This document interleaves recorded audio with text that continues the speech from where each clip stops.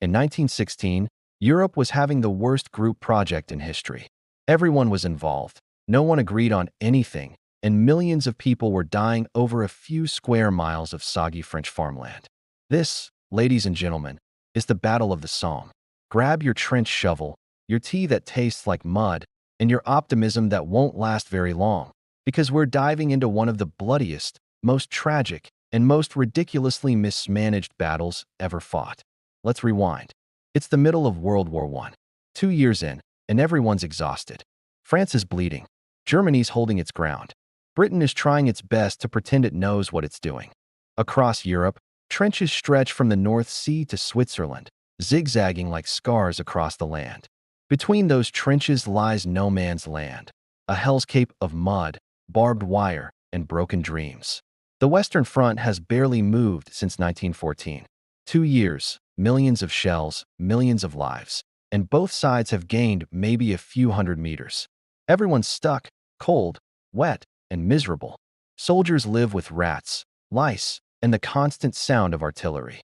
The generals, meanwhile, live in comfortable headquarters far behind the lines, drinking tea and planning the next brilliant idea that will totally not get thousands of people killed. Now, the French are in serious trouble at Verdun. The Germans launched a massive assault there, hoping to bleed France white. Verdun is turning into a meat grinder. The French are desperate. They call their British allies and say, "Help. Do something. Attack somewhere else so the Germans pull troops away from us." The British say, "Okay, fine. We'll attack. Where should we do it?" The French shrug. "Anywhere. Just not here." And so, they pick a quiet river valley in northern France, the Somme. A peaceful place with rolling fields, a few villages, and soon, enough artillery shells to turn it into the surface of the moon. The plan, in theory, was simple. The British and French would pound the German lines with artillery for a full week, 7 days of nonstop explosions, to destroy their defenses, kill their soldiers, and cut their barbed wire. Then, when the shelling stopped, British infantry would walk calmly across no man's land, occupy the empty German trenches, and celebrate victory with tea and crumpets. In practice, this plan was a disaster waiting to happen. The generals, especially General Haig, believed that after 1,000,000 shells, nothing could survive on the other side. Unfortunately, they underestimated two things: German engineering and gravity. You see, the Germans weren't stupid. They had been preparing for this for years. Their trenches were deep, strong, and built with concrete bunkers that could withstand heavy bombardment. While British artillery screamed overhead, most German soldiers just went underground, smoked a cigarette, waited for the noise to stop, and then climbed back up with their machine guns ready. Meanwhile, the British shells, bless their hearts, weren't that reliable. Many were old, faulty, or just duds that didn't explode. So, instead of turning the German lines into dust, they mostly rearranged the dirt and announced, "Hey, we're coming soon." July 1st, 1916. Dawn breaks over the Somme. After 7 days of earth-shaking bombardment, the guns fall silent. Across 25 miles of front, British soldiers climb out of their trenches. The whistles blow. The men begin to walk. Yes, walk. Across no man's land in neat lines, as if they were on parade. Their commanders had told them not to run. "The Germans are all dead," they said. "Take it slow, lads. There's no rush." The Germans, still very much alive, peek out from their bunkers, see thousands of men strolling toward them, and say, "Oh, they're serious?" Then they open fire. In seconds, machine guns tear through the air. Bullets slice across the open fields. Shells explode all around. The men walking forward are cut down like wheat. Whole units vanish. Communication lines break. Officers fall, and chaos spreads. It's the worst single day in British military history. By nightfall, almost 60,000 British soldiers are dead, wounded, or missing. 20,000 are killed outright. That's more people than most towns in England at the time. Some units lose 90% of their men in a single morning. It's a massacre. And yet, the battle goes on. The generals don't call it off. They don't rethink the plan. They simply decide that, since the first day didn't work, they'll just keep trying. Every day, for 4 more months. Because apparently, if something doesn't work the first 10 times, maybe the 300th will. The soldiers keep fighting. The artillery keeps pounding. The mud keeps growing thicker. The smell of death becomes part of the air. Every yard gained costs hundreds of lives.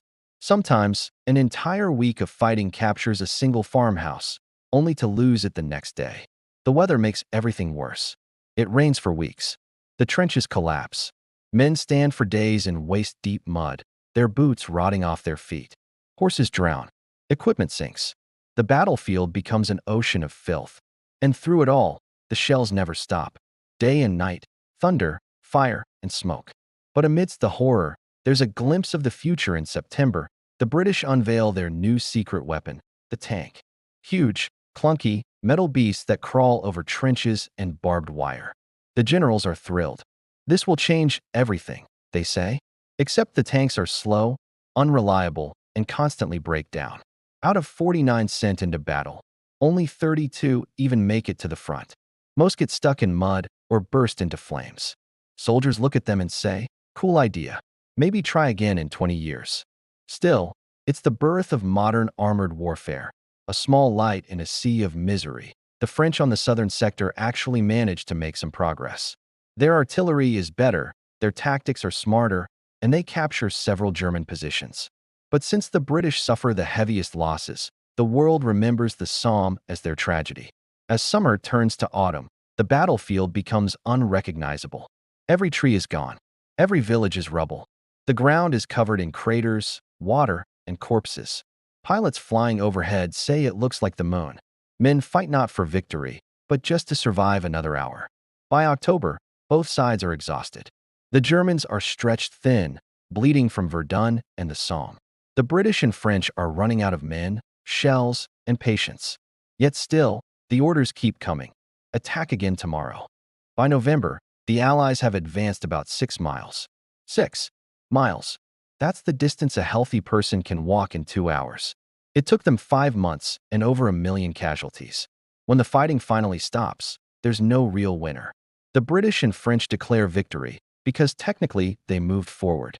The Germans claim success because technically they held them off. In truth, everyone lost.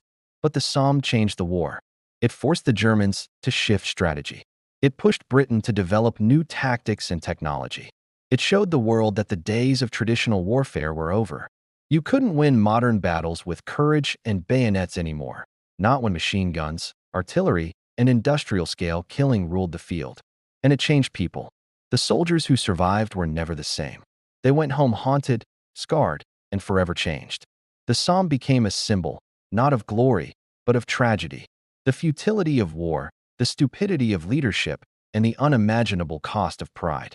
In Britain, entire towns mourned together because so many local men had joined the same regiments and died on the same day. The Pals battalions, as they were called, friends, co-workers, neighbors, all gone in a single morning. In France, the fields of the Somme became sacred ground. In Germany, the losses deepened despair. Today, the Somme is quiet again. Green fields, grazing cows, and tiny villages rebuilt from rubble. But under that calm soil lie the remains of over 1 million men. The ground is still full of unexploded shells and rusted weapons. Farmers still find bones when they plow their fields. Cemeteries stretch for miles, rows upon rows of white crosses. Each one a story, a life, a reminder of the price humanity paid for stubbornness and pride. Visitors walk among them in silence, hearing only the wind, perhaps imagining the thunder of guns that once shook this land.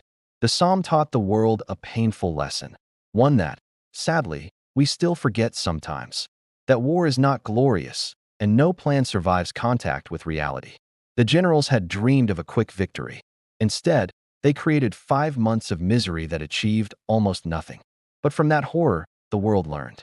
Tactics changed, technology evolved, and the soldiers who fought there, those who lived and those who didn't, became the foundation for the armies that would later win the war. So next time you think your job is stressful, remember, at least you were not stuck in a trench in 1916 covered in mud surrounded by rats and being told to walk calmly across open ground while 1,000 machine guns point your way. The Battle of the Somme was many things: a disaster, a tragedy, a turning point, and a warning. A warning that even in the age of technology and progress, humanity could still fall into madness. This was the Battle of the Somme, super simplified. Thanks for watching, and remember, never plan a war assuming it'll be over by Christmas. It never is.